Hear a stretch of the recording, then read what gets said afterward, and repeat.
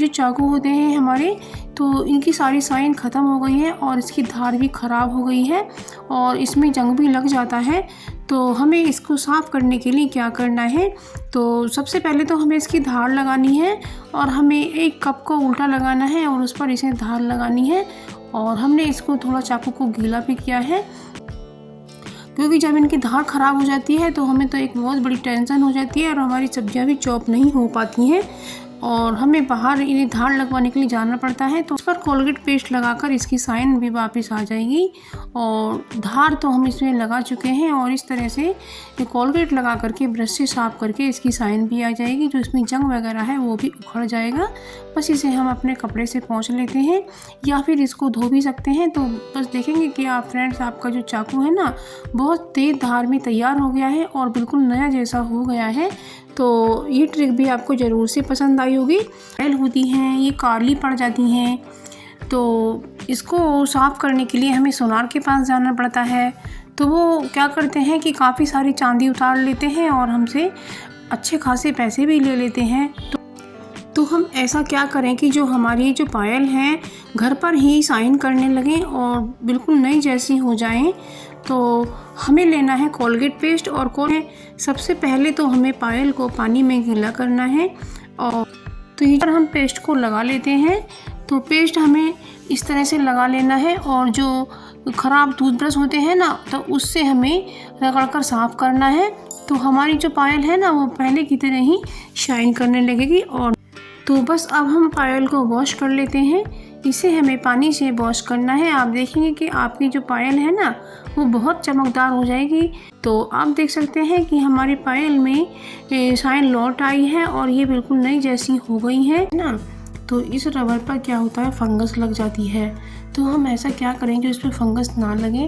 और अब हमने फ्रिज को साफ़ किया है तो हम ऐसा कुछ करें कि जिससे हमारी जो रबर है उस पर फंगस बिल्कुल ना लगे, क्योंकि फ्रिज में हमारी खाने पीने की चीज़ें रखी रहती हैं और हमारे चीज़ों को ख़राब कर सकती हैं। तो हमने ये टॉप्स का विनेगर लिया है और इस विनेगर को हम कॉटन में इस तरह से ले लेते हैं और इस रबर पर हम इस विनेगर को इस तरह से लगाएंगे। तो इससे क्या होगा फ्रेंड्स, हमारी जो रबर है ना वो साफ़ सुथरी रहेगी और इस पर बिल्कुल भी फंगस नहीं आएगी और हमारे जो फ्रिज में चीज़ें रखी जाएंगी वो बिल्कुल अच्छी तरह से रहेंगी, साफ़ सुथरी, उनमें कोई ख़राबी नहीं आएगी। तो इसलिए आप ये रबर पर विनेगर ज़रूर से लगाइएगा। तो इससे हमारी रेफ्रिजरेटर की सफाई रहेगी। और कुछ विनेगर आप यहाँ भी लगा सकती हैं, क्योंकि यहाँ की सफाई भी बहुत कम हो पाती है। तो इस विनेगर से आजकल मौसम कभी ठंडा हो जाता है तो कभी गर्म, कभी घटा हो जाती है। तो इसमें हम मिर्ची को कैसे सुखाएं, तो जब तेज़ धूप निकले तो अब आप मिर्ची को अच्छे से सुखाएं।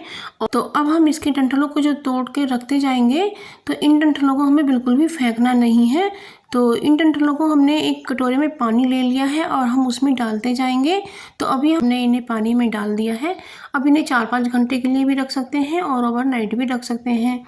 तो ये मिर्ची का पानी हमारा बहुत अच्छा दवाई का काम करेगा। हमने ये मिर्ची के डंठल अब निकाल लिए हैं और इसके पानी को हम अपने प्लांट में दे देते हैं। तो इससे हमारे पौधों की जड़ों में चींटियाँ भी नहीं आएंगी। तो इस तरह से हम मिर्ची के पानी को यूज़ करेंगे। अब हम दूसरे प्लांट में भी दे देते हैं। तो अब हम इसी तरह से अपने सभी प्लांटों में डाल देते हैं। तो इस तरह से हमारे जो गेंदे हैं ना, इसके भी फ्लावर अच्छे से आएंगे और इन पर कीड़ा बिल्कुल नहीं लगेगा और ना ही फंगस लगेगा। ऑयल होता है ना, तो हम ज़्यादातर इसे टच करते रहते हैं और हमारे हाथ भी इस पर लगते रहते हैं। तो इस पर ज़्यादातर गंदगी जमा हो जाती है और हम इसकी रोज़ सफाई करते नहीं हैं, तो इस पर बैक्टीरिया पनप जाता है और हम अपने छोटे छोटे बच्चे के हाथ में भी इसको दे देते हैं। तो इससे वो बीमार हो सकते हैं। ऑयल को साफ़ करना चाहिए और इसे साफ़ करने के लिए हमने लिया है विनेगर, जो चाइनीज़ खाने में काम आता है, वाइट विनेगर। तो इसको हम कॉटन में थोड़ा सा ले लेते हैं और ज़्यादा हमें नहीं लेना है, हल्का ही लेना है। और इस तरीके से हम अपने मोबाइल को साफ़ करेंगे। तो क्या होगा फ्रेंड्स, इसमें जो बैक्टीरिया है वो सब खत्म हो जाएगा और हमारा मोबाइल बिल्कुल क्लीन हो जाएगा। क्या होता है, लोग अक्सर खाना खाते समय भी इसे एक हाथ से चलाते रहते हैं, तो उस समय हम बीमार हो सकते हैं। तो इस मोबाइल को इस तरह से आप इसे क्लीन कर सकते हैं और एक कॉटन के साफ कपड़े से इसे पोंछ लें। तो ये जो कॉटन का कपड़ा होता है, ये जो बनियान होते हैं पहनने के, इनका ले सकते